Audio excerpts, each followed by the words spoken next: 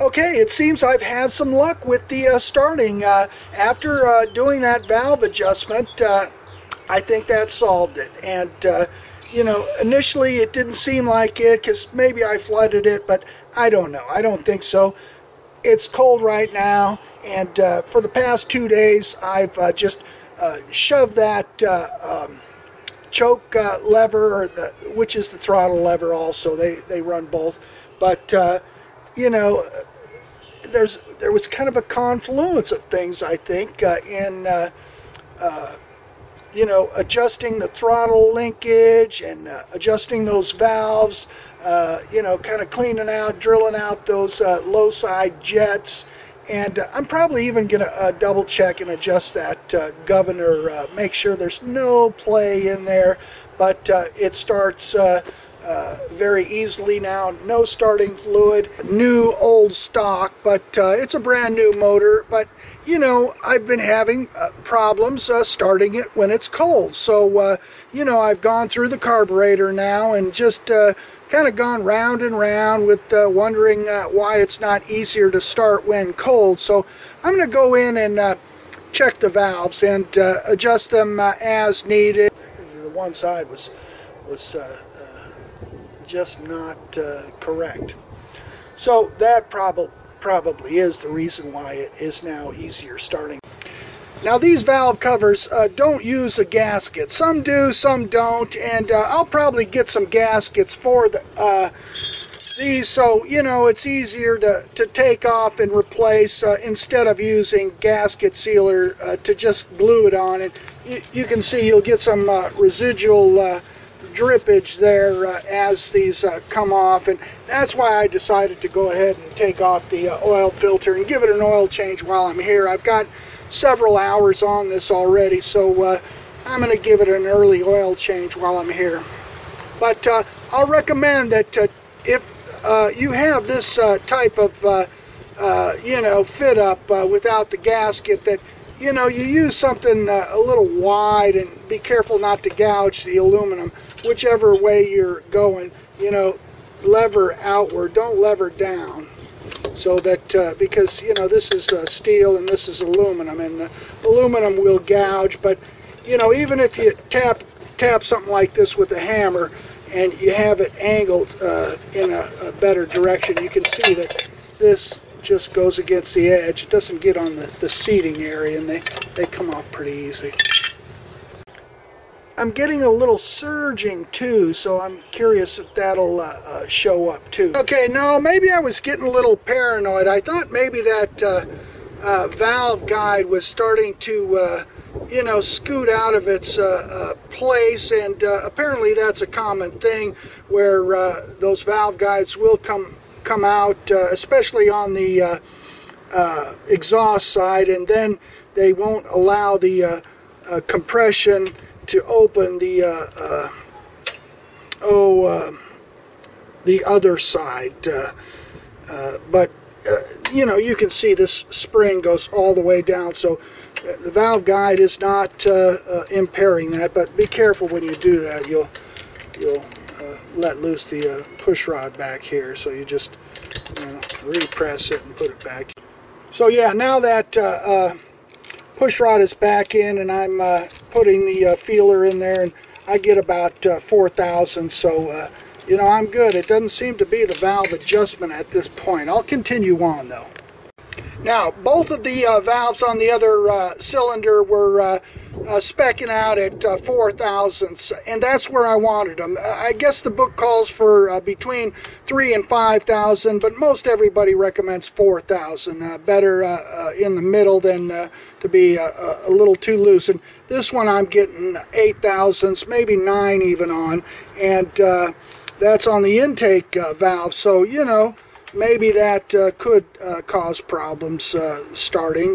We'll see. I'll get it back down to about 4,000, but this one's sloppy at 8 or 9, so I'll adjust that one up a little bit.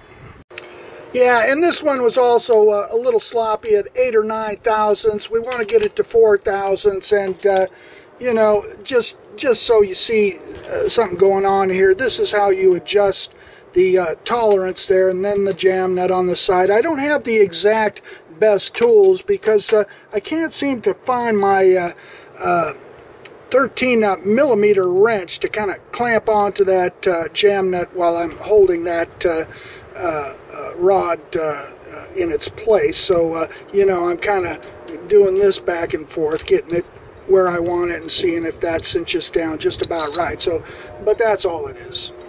And here again is the throttle handle, and that little detent is where I set the full throttle, and then beyond that is the choke. But you know, I may have not been really ramming this choke all the way forward, or not previously had it adjusted so that it does actuate that choke to the utmost. But now it does.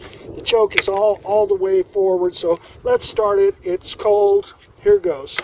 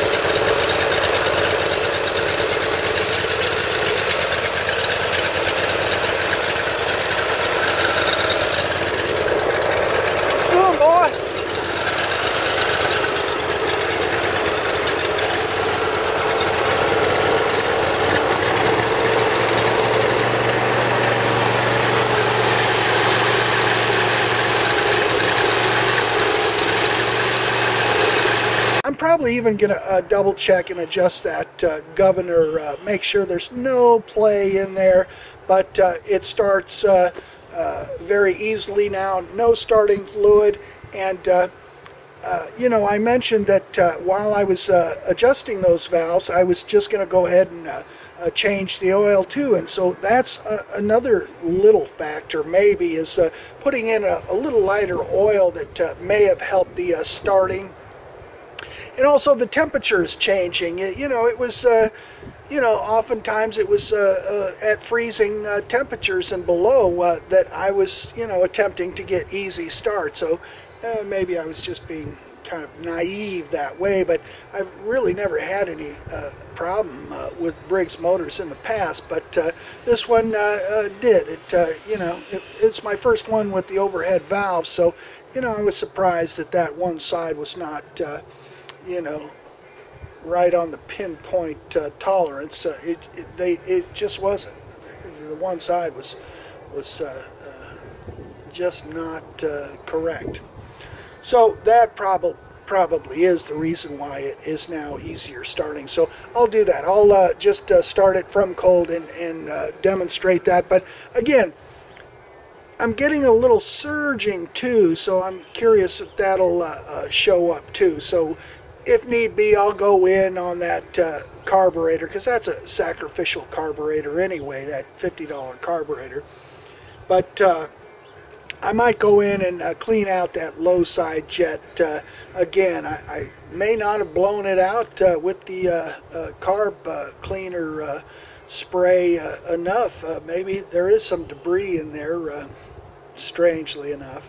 But we'll see if there's because there was a little surging, and I thought, uh-oh, you know, I fixed one problem, now I got another one. So we'll deal with that too. And maybe even the governor, you know, is playing a slight part. There may be some slop in that adjustment. So that's what I'll do. I'll touch all the bases again, and undoubtedly we'll get the sweet spot. I'm going to use gaskets anyway, because, you know, it's still in its break-in period, and undoubtedly they probably recommend that you check the valves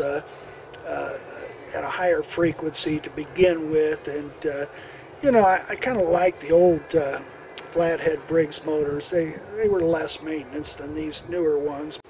Okay, and here it is again, the carburetor out, and those two low side jet ports or channels, journals, they I'm not seeing any light through the tunnels there, so I'm going to take it inside and put a flashlight behind it, and probably break out that torch tip cleaner again, because this is indicative. If these things are clogged, you'll get that surging, and so it just needs to give it the once over twice. It's pretty difficult to tell how clear or clean those are. I mean, I got a flashlight behind it, but my eyesight's not what it used to be, so I'm just going to take the torch tip. I got the smallest one there, and I'm going to ream those out again. And this is how it goes.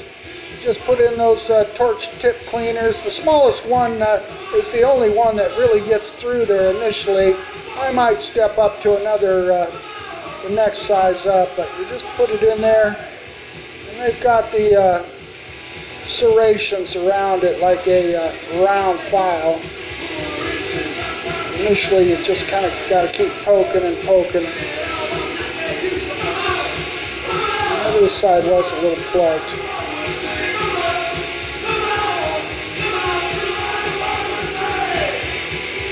Come on, get in there.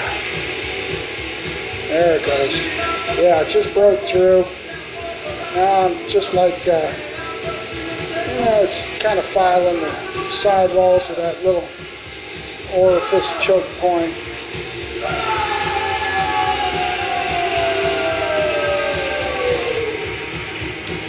I suppose you could do it from this side as well, but I don't see a big point in that.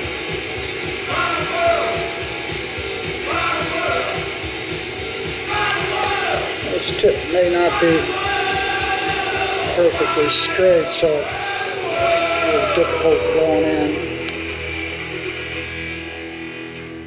Take some needle nose pliers and straighten that out, but let's see if I got it well enough to get it on this side.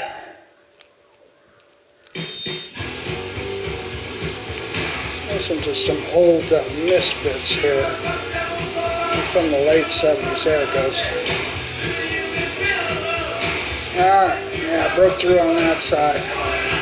So maybe there was some constricting, some blockage, partial blockage. You know, you can feel the kind of like sanding sidewall action.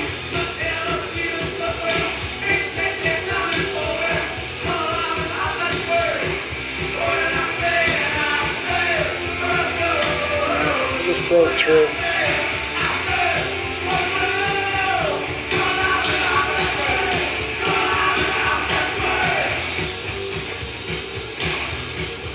Ream it out too much. I don't think these are the metering orifices, but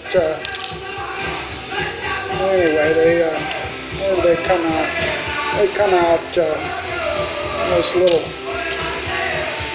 holes there. These are the low side jet. They don't give the biggest part of the ignition, but that's where they come out. These are little orifices too, and kind of long slotted things, but you know, they suck in from here.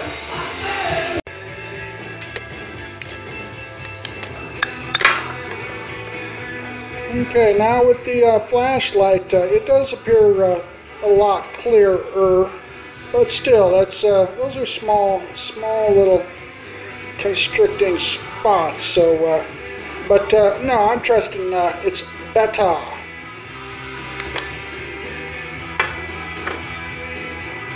And I suppose if there's one lesson learned, that is if this turns out to be the perfect solution for that surging that was undoubtedly caused by those low side jet journals or channels or elbows in there, those orifices, it might be that I didn't put on this fuel filter. You know, in the original video, you know, the one, you know, really the bigger project, installing and repowering this V-twin, where there was a single cylinder, and there was the fabrication of the diamond plate tank up front there. But, you know, I kind of showed the petcock in the under the fuel tank, how it had a nice screen filter to it, and I thought, oh, that'll be fine. I won't bother to put an inline fuel filter. But now, after seeing that constricted down, maybe you know, maybe it's just all the new tubing and the new tank and stuff. You know, that was bound to happen. But now that it's happened, now that it's cleaned out and it's kind of broken in, I think I will install the fuel filter inline. Okay, so I've got the carburetor back on after reaming out those low side jets again. And while I'm here, because there was some surging, I'm going to go ahead and adjust this governor for the first time. I've got Braxton here. He wants to play cameraman, I'm guessing. Say hi first. Hello. Okay, you want to play cameraman? I'm going to give the camera over to you. You see my hand? Yeah. Okay, good shot. See, that's the space you have, and you need it all the way to the right, and then you hit the jam nut. This is all the way down, no problem. We're just going to tighten that jam nut, and that's going to be the governor adjustment. Very, very easy.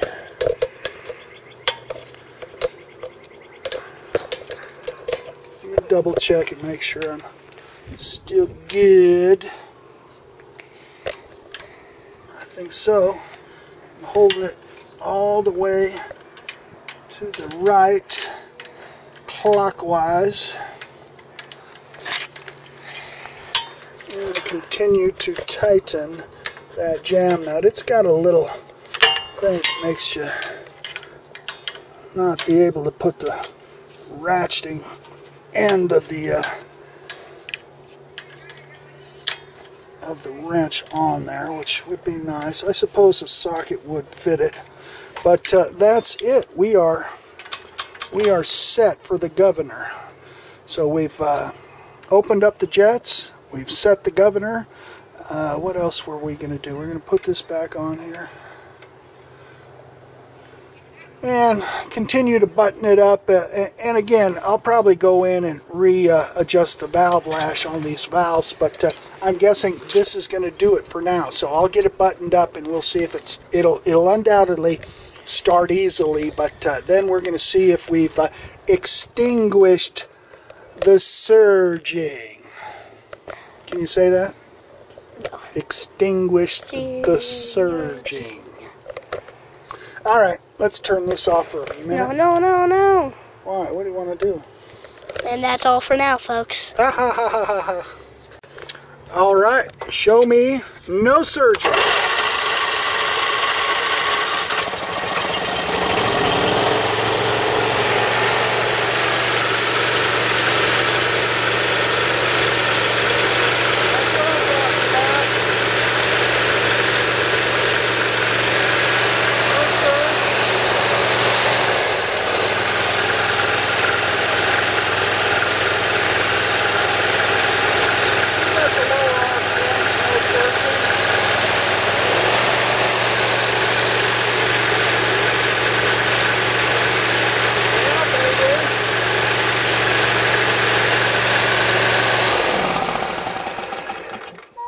Yeah, that's what I was hoping for. That kind of an outcome. So, you know, I'll check again on that starting cold. I think it'll be fine. So, yeah, the planets are coming into alignment. You know, I had to go into orbit a couple of times to get it right. But, no, it's looking good.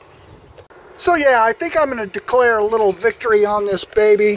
You know, the starting is great, and the the starting is good. The running is great, but I think my mistake was I just wasn't ramming the throttle all the way forward to get the fullest choking action.